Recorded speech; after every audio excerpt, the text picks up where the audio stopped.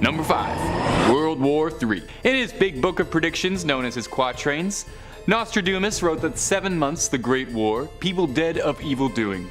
Rowan Evru shall not fall to the king. Now if you've watched any of our videos on Nostradamus, you'll know that he usually keeps his predictions pretty vague and cryptic, as a centuries-old mystic astrologer is wont to do. But here he's treating us to a prediction so easy to read, even I can follow along. Nostradamus predicts that there will be a great war, and that if the quatrain is anything to go off of, Europe will be the theater for the conflict. But in a small hope spot for the city of Rouen, France, they are not going to fall to the king. Good for them. That's the only city he specified is going to be okay. Now who could this king be referring to? A world leader? An army maybe? The mascot for Burger King? I know if any fast food mascot is going to start a world war, it is absolutely that guy, although Grimace has always been a wild card. Don't trust him even a little bit. Now obviously, jokes aside, this is a tense subject. The current situation in Europe is already a cause for serious global stress, and no one wants to see it develop any further, especially into a great war. Although that's a bit of a misnomer, isn't it? I'm not sure if great is the right word to describe any wars. Maybe in size, sure, but I don't think anyone involved in an international war would describe it to you as a great time. The quatrain doesn't specify when, but with the world watching Europe now, it's definitely on the back of all of our minds that we hope this doesn't come true. Let's take a break from bumming each other out talking about global conflicts. You having fun with the channel? Toss a subscribe our way to catch it all. Number 4. Asteroids. A great fire will fall from the sky for 3 nights. The cause will appear both stupefying and marvelous. Shortly afterwards, there will be an earthquake. Ever since a big rock wiped out the dinosaurs, I think it's been a little bit on the back of our minds worrying that maybe something like that might happen to us someday. If something is going to stop a T-Rex, I don't even feel a little bit confident about my odds. This quatrain here makes it seem like we've got to be watching the skies. And while I certainly hope this is just Nostradamus referring to the world's best 4th of July celebration and a whole long weekend fireworks session, people who spend a whole lot more time than me reading about Nostradamus theorize that this could be referring to an asteroid strike on our sweet blue planet, which is going to be both stupefying and marvelous, which honestly sounds very, very nice were it not for the earthquake. Lucky for us, and terrible for extinction event enthusiasts, sorry, our good friends at NASA have recently demonstrated their DART technology, short for Double Asteroid Redirection Test. And I gotta wonder how many acronyms they tried before landing on that one, because DART sounds so clean. It's a system in place to change the trajectory of asteroids. Successfully, no less. Just a few weeks ago, for the first time in humanity's history, we changed the path of a celestial object. So take that, Nostradamus. Bet you didn't predict we were gonna go to space to push something out of the way. And hey, asteroids? You think you're so tough? Well, take that, never-ending cosmos and unending might of the eternal stars. We're just gonna push you right out of the way. We don't care. Number 3, celestial fire. And before we move forward, we really gotta think of a nickname for this guy. Nostradamus is just a mouthful and a half. Mussy? No, that's way worse. Okay, never mind. We're just gonna keep calling him Nostradamus for now. You know what, if you ghouls and goblins can think of a good Nostradamus nickname, throw that down in the comments, because I am spending so much time saying this guy's name. Our favorite Farsi Frenchman with no good nicknames wrote in his big book of predictions that there will be a celestial fire on the royal edifice. So what does that mean for us? What is a celestial fire if not a Destiny 2 melee ability? Warlocks are going to dominate a new Crucible map? It's unlikely, as Nostradamus' predictions on Destiny's meta have frequently been inaccurate, and most historians believe he actually would have played a Voidwalker instead of a Dawnblade. Experts in transcribing Nostradamus' work believe that this excerpt from his poetry could be referring to the destruction of the royal palace, with many believing it to refer to the royal family in the UK. So should King Charles put a big fireproof umbrella over Buckingham Palace? Some have suggested that this could be far more dramatic, referring to Buckingham Palace being completely destroyed and from its ashes a new power rising. The prophet continues to say that an unlikely alliance will occur of 2 great powers that will come together. Now, who would this new world order be? Benevolent, to lead us to a new golden age, or dark new overlords to oppress us all? It's always a possibility that it could be reptile people. Number 2, man-eating? No abbots, monks, no novices to learn. Honey shall cost far more than candle wax. So high the price of wheat, that man has stirred his fellow man to eat in his despair. Now, at first, this seems like the ramblings of an old man who just came back from Walmart and saw the price of honey and is going off on a tirade. But that little snippet about man eating his fellow man sticks out just a little bit, doesn't it? This prediction is pretty directly doomsaying, with our good friend and master of mysticism, Nostradamus, suggesting that in the future, things are going to get so bad that food is going to become so expensive that the common fella won't be able to afford any honey, wheat, or Honey Nut Cheerios, and will be pushed in desperation to start eating his fellow man. There really was not a lot going on back then if the scariest thing he could think of was honey getting so expensive that it would cause a full-on societal breakdown and cause us all to start eating man. You think they're gonna sell that in grocery stores? Obviously this one is a bit drastic as far as his predictions go, and definitely a bit scary unless you're the kind of person that watches The Walking Dead and wishes, gosh, I wish that was me. And if you are, you should probably talk to someone, they just want to help. But there is some truth to this. Prices of basic groceries are going up and up every year. I mean, you can walk into the Walmart and see the price of honey yourself. With inflation creeping its ugly little head a little more each year. It's been a consistent concern as well that bees are going to go extinct in our lifetime, with the population of honeybees declining rapidly yearly. For our sake, and the bees, we need to do something to save the planet, if not just for the ecosystem and the planet as a whole, but also because apparently if we run out of honey, that's the first thing that causes us to all start going Texas Chainsaw Massacre on each other. Number 1. Great Discord. The trumpet shakes with great discord, an agreement broken, lifting the face to heaven. The bloody mouth will swim with blood. The face anointed with milk and honey lies on the ground. Like most of Nostradamus' writings, this one sounds a bit like the opening monologue to one of the Lord of the Rings movies. And wow, hey, honey again. Honey was a really serious cause of concern for this guy. I think if nothing else, Nostradamus took his morning tea incredibly seriously. So besides crying over spilled milk and honey, what do the experts have to say about this one? Was Nostradamus banned from his Discord server and writing out against the tyrannical mods? Well, like most of the predictions on this list, this unnerving quatrain seems to suggest that dire violence will plague us, with unrest between the classes leading to full-scale rebellion and riots. This little ditty seems to support that, with Nostradamus writing that sooner and later you will see great changes made, dreadful horrors and vengeances. Well, I don't know about you, but I support great changes definitely, though I'm a little less sure about dreadful horrors and vengeances. The last few years have seen more civil unrest than ever, with it seeming like there's a mass-scale protest or riot every couple of weeks somewhere in the world. It's easy to flick on the news and see that and wonder if it's eventually going to hit a boiling point, and when it does, if we'll see some serious changes, or at the very least, some positive progress towards the price of honey. Because I'm really not looking to get eaten by anyone anytime soon. I'm just, look at me, I'm so twiggy, I will barely even make a good snack. Just pass me over, okay? Number 5, the Great Fire of London. The Great Fire of London was caused in 1666 after a bakery caught flame and spread rapidly throughout the city, engulfing the city in a storm of flame that lasted for a 3-day blaze, consuming just about everything in its path. The bakery was owned by Thomas Fariner, who went on record saying he was very, very, very sorry. It was the kind of freak accident that no one could have possibly seen coming, except of course if you were renowned predictor and possible psychic Michel de Nostradamus, who had this eerie prediction written down. Listen to this little quatrain. The blood of the just will commit a fault at London.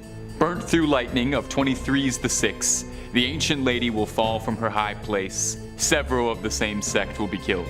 We really need to look into getting like an in-channel researcher and translator for Nostradamus, because instead of that, you just got me, a guy who passed high school English with a 51%, but I will do my level best for you.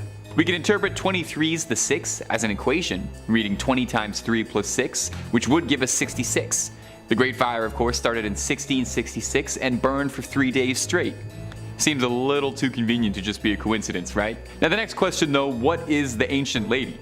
The spirit of London itself? A way too early prediction about Queen Elizabeth? It's also a little bit off the mark with the quote about lightning, since it wasn't a lightning strike that started the Great Fire, but rather a bakery fire, unless you consider that Thomas Fariner's idea to open a bakery was a lightning in a bottle idea, but I'm gonna be honest, that's enough of a stretch, it's making my shoulders hurt. Now I'd like to try a little prediction of my own. I don't quite have the gift, but I've got a knack for this sort of thing.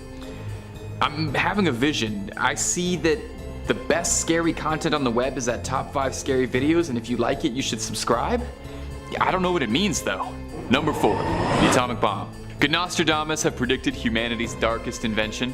Very possible. A quatrain seemingly references, impossibly, the bombings of the Japanese cities of Hiroshima and Nagasaki at the end of World War II. In his quatrain, Nostradamus wrote, "Within 2 cities there will be scourges the likes of which has never seen, famine within plague, people put out by steel, crying to the great immortal God for relief." Hey, Nostradamus really was a cheery fella, wasn't he?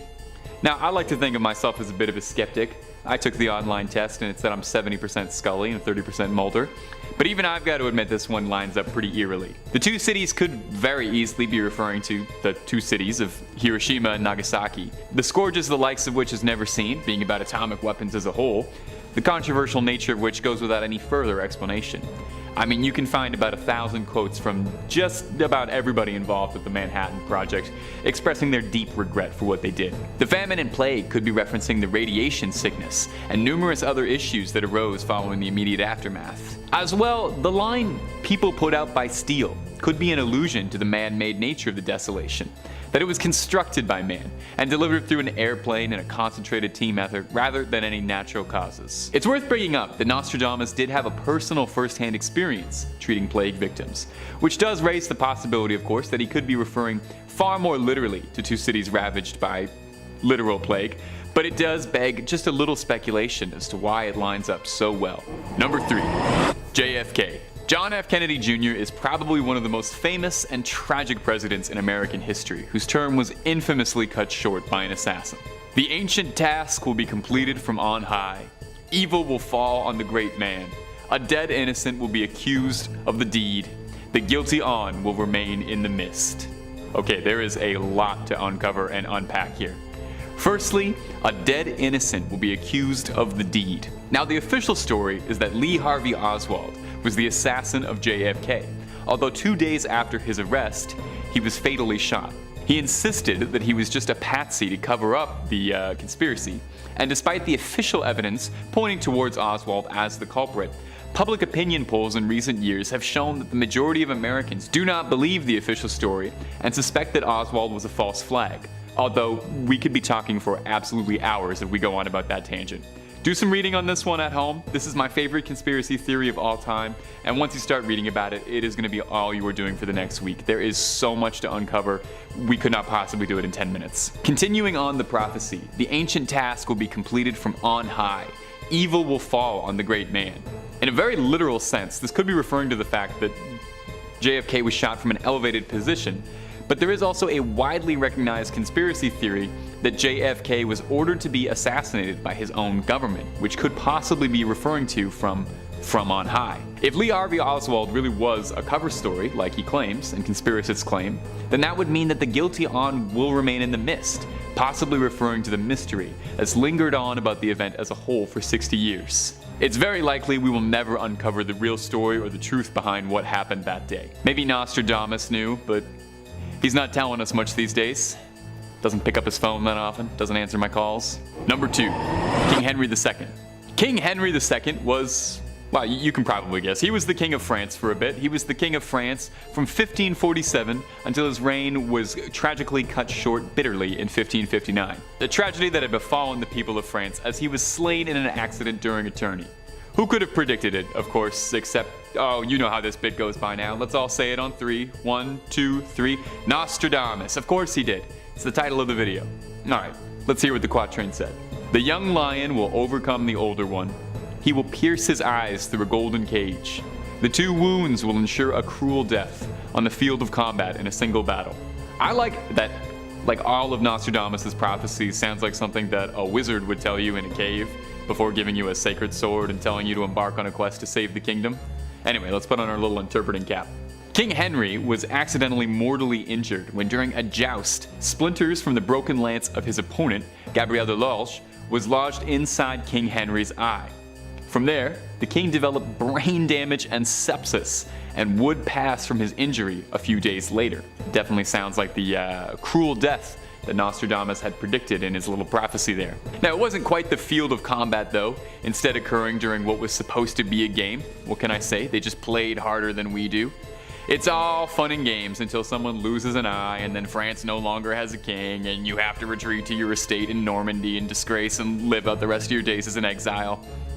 Did everybody else's mom always tell them that as a kid whenever they would go out to play? Nostradamus and King Henry II were actually personal friends, making this prediction just a little bit more tragic than usual. Nostradamus had referred to him as the invincible King Henry II, which is a bit ironic, sadly, since it turned out he was very vincible. Number 1. The French Revolution. Now, depending on where you lived in 17th century France, maybe you didn't think the French Revolution was actually that dark a thing. Maybe you thought it was great, actually.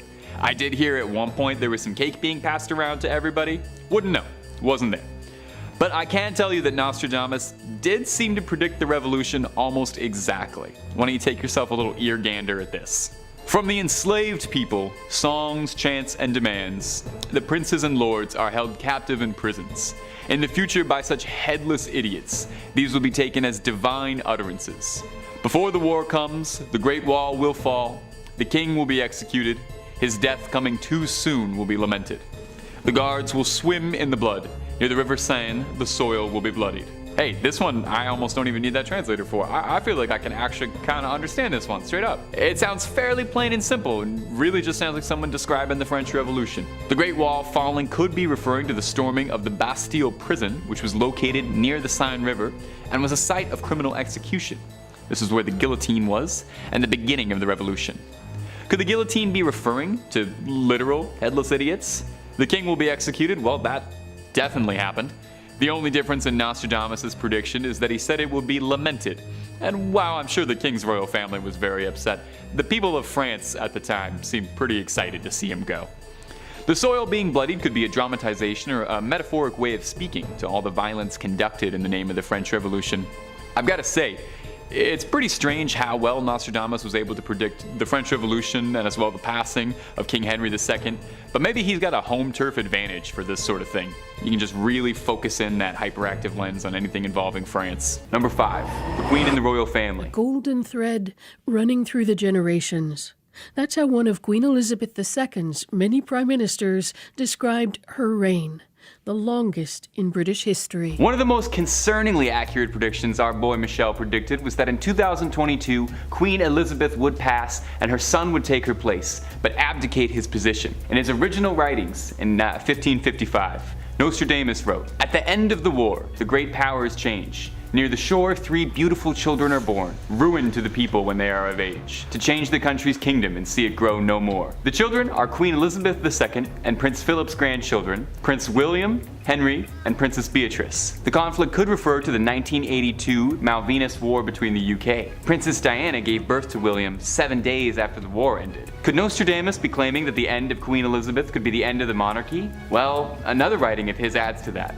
Check this out. Because they disapproved of his divorce, a man who later they considered unworthy, the people will force out the king of the islands, and a man will replace him who never expected to be king. Now, if you're like me and you struggle a bit to decipher centuries-old riddles, there are experts like Mario Reading, a British author, to do it for us. Reading explains the thinking, writing that after the Queen's death, Prince Charles will be crowned and become king of the islands. That part's already happened. However, a certain proportion of the British population, following his divorce from Diana, still persists that the pressure on him is so great and his age so much against him that Charles will agree to abdicate in favor of his elder son, Prince William. So it sounds like before he was even born, Nostradamus could sense that no one wanted King Charles. That obvious, huh?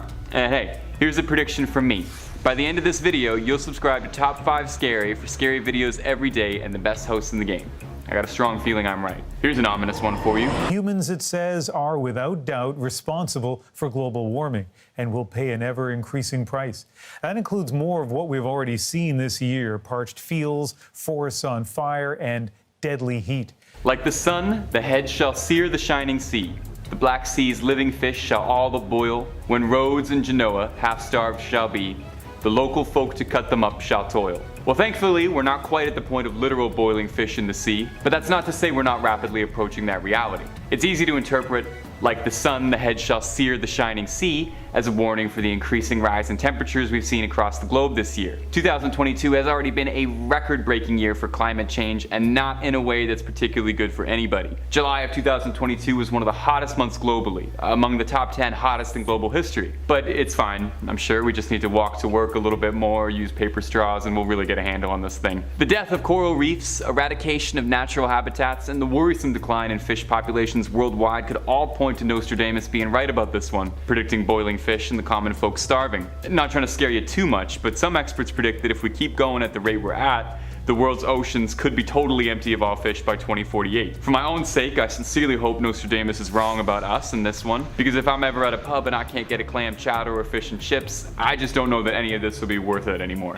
Number 3. Man, did this guy only ever predict depressing stuff? Could he not have just predicted just once that maybe it would be beautiful weather year round, the Leafs would have a good season, and the McRib would come back? No, sadly it was mostly doom prophecies. Check this one out. No abbots, monks, no novices to learn.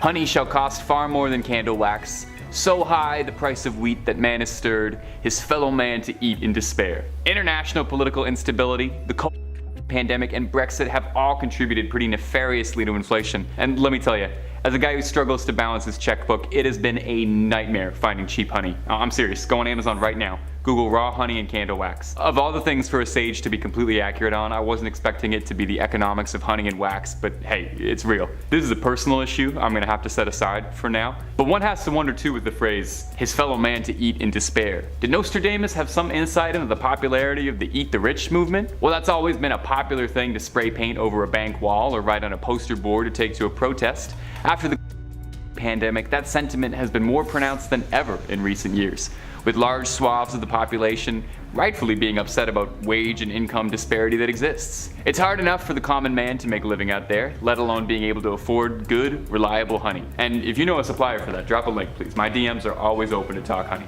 Number 2.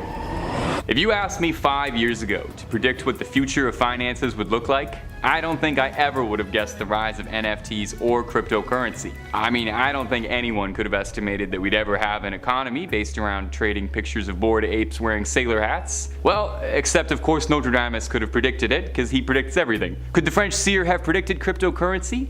Take a quick listen to this. The copies of gold and silver inflated, which after the theft were thrown into the lake, at the discovery that all is exhausted and dissipated by the debt, all scripts and bonds will be wiped out. Recently, gold has been surging, and a whole wave and movement was born around moving towards cryptocurrency, especially Bitcoin, as a new infallible gold standard. Waves of Silicon Valley engineers and executives have left their high-level positions to pursue cryptocurrency startups, and the push to try and decentralize currency and move towards cryptocurrency has been very real in recent years and growing more and more. Could we really move away from physical cash altogether? Especially after the pandemic, we've seen more and more businesses and operations move towards cashless transactions altogether, moving towards all of our money being stored digitally, which stresses me out a lot because I have a hard time enough managing money when it's in front of me, let alone when it's imaginary. Maybe it's a lot to ask that Nostradamus could have predicted so much the idea of digital currency, but there's a lot to think about as ideas of a new form of currency taking shape. I've got to say though, if he really was as much of a prophet as they say he was, he would have invested in Bitcoin early, started seeing those real profits. Number 1. Keeping on his predictions about the technology of the future, could Nostradamus have predicted the rise of AI and the looming threat of a technological takeover? Honestly, more likely than you think. Feast your ear holes on this little stanza. The moon in the full of night over the high mountain, the new sage with a lone brain sees it, by his disciples invited to be immortal.